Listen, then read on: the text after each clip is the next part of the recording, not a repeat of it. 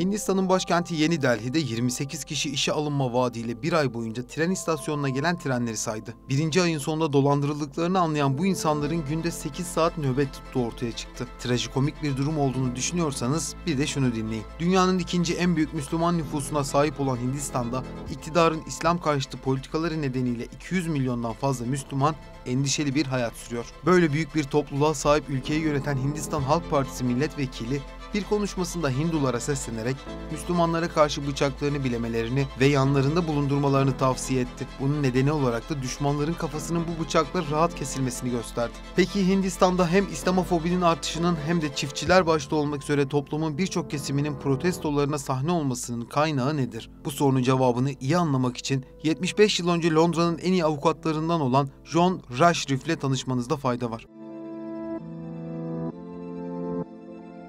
İngiliz hükümeti 1947 yılında Hindistan ve Pakistan adında iki ülke kurup bu topraklardan tamamen çekilmeye karar verdi. Fakat ortada bir sorun vardı.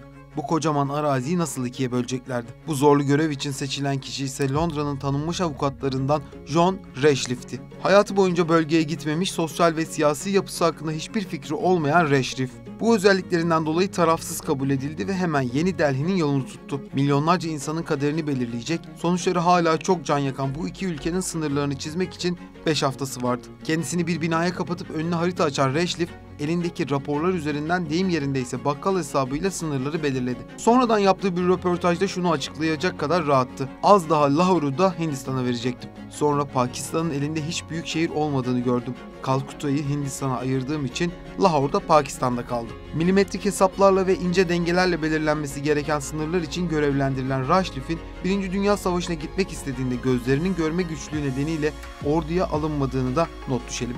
Hindu ve Müslümanların benzer sayıda olduğu Pencap'ın doğusunu Hindistan'a, batısını ise Pakistan'a verdi. Bengal'in ise batısı Hindistan'a, doğusu Pakistan'a verildi. Bu taksim nedeniyle Pakistan'ın ana karasından 2200 kilometre uzakta da toprağı vardı ki bu durumun sürdürülemezliği alenen ortadaydı.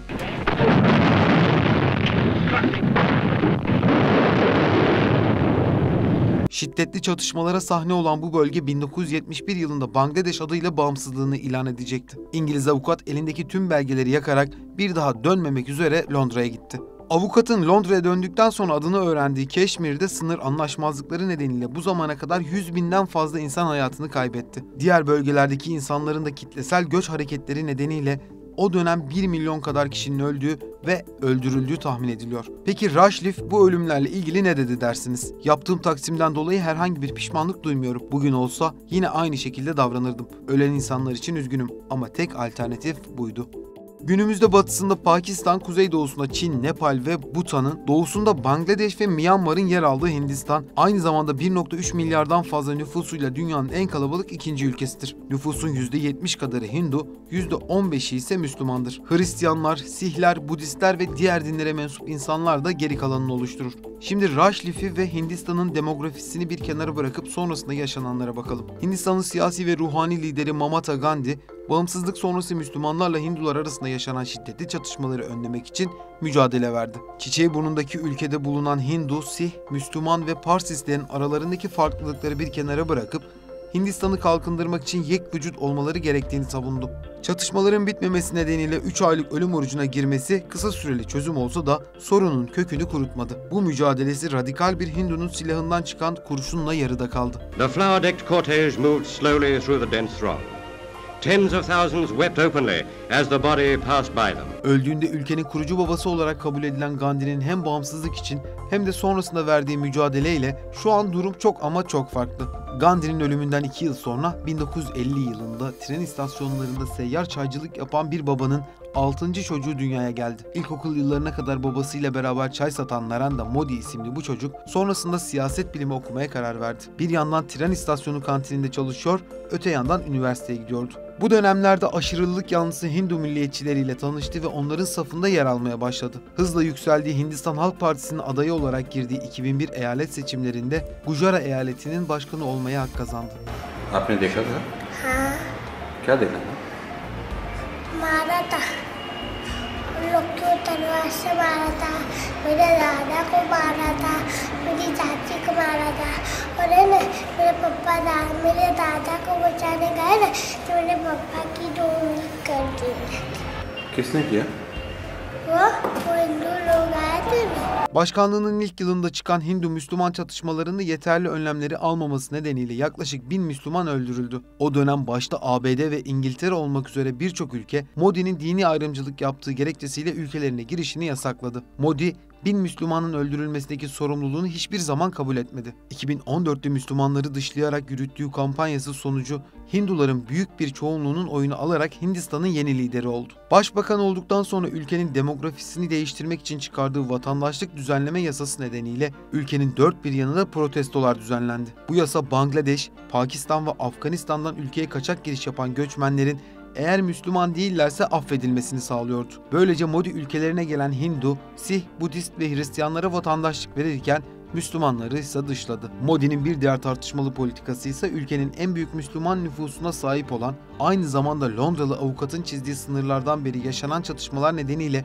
100.000'den fazla insanın öldürüldüğü Keşmir'in Hindistan'a bağlı bölgesindeki özelliği kaldırması oldu. Hint ordusunun denetimine alınan medya ve haberleşmenin tamamen kesilerek tüm dünyadan izole edilen Çamu Keşmir bölgesinde zaman zaman şiddetli çatışmalar yaşanmaya devam ediyor. Keşmir'in özelliğinin kaldırılması zaten gergin olan Pakistan'la ilişkilerin daha da tehlikeli bir hal almasına neden oldu. Pakistan'ın Yoksullukla Mücadele ve Sosyal Güvenlik Bakanı Shazia Mari, Hindistan'ın savaşı tercih etmesi durumunda cevabını alacağını ifade etti ve Pakistan'ın nükleer silahı sessiz kalmak için elde etmediğini belirterek nasıl cevap vereceklerini bildiklerini söyledi. Modi'nin sorunlu olduğu tek sınır komşusu Pakistan'da değil. Çin'le Himalaya dağlarının çevrelediği 3500 kilometrelik sınırı olan Hindistan'ın sınırdaki tansiyonları zaman zaman yükseliyor. Akarsuların, buzulların ve göllerin olduğu Hindistan-Çin sınırı coğrafi zorluklar nedeniyle muğlak bir durumda. Haziran 2020'de iki ülke ordusu arasında yaşanan çatışma sonucu 20 Hintli, 4 Çin askeri hayatını kaybetmişti. Bu olay sonrası müzakerelere başlayan ve 16. turdaki görüşmede ihtilaflı bölgeden çekileceklerini açıklayan iki ülke,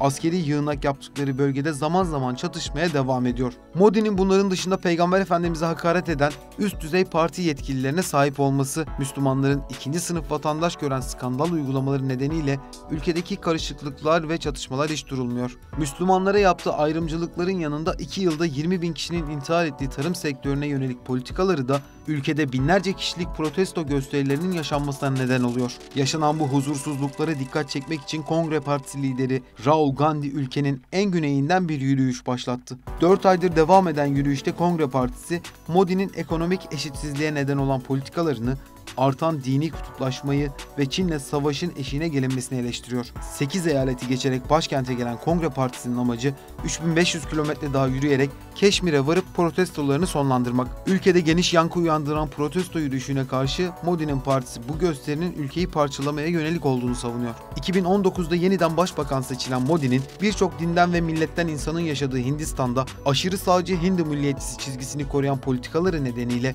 sular daha uzun bir süre durulmayacak gibi gözüküyor. Bu arada GZT'ye abone olmayı unutmayın. Hoşçakalın.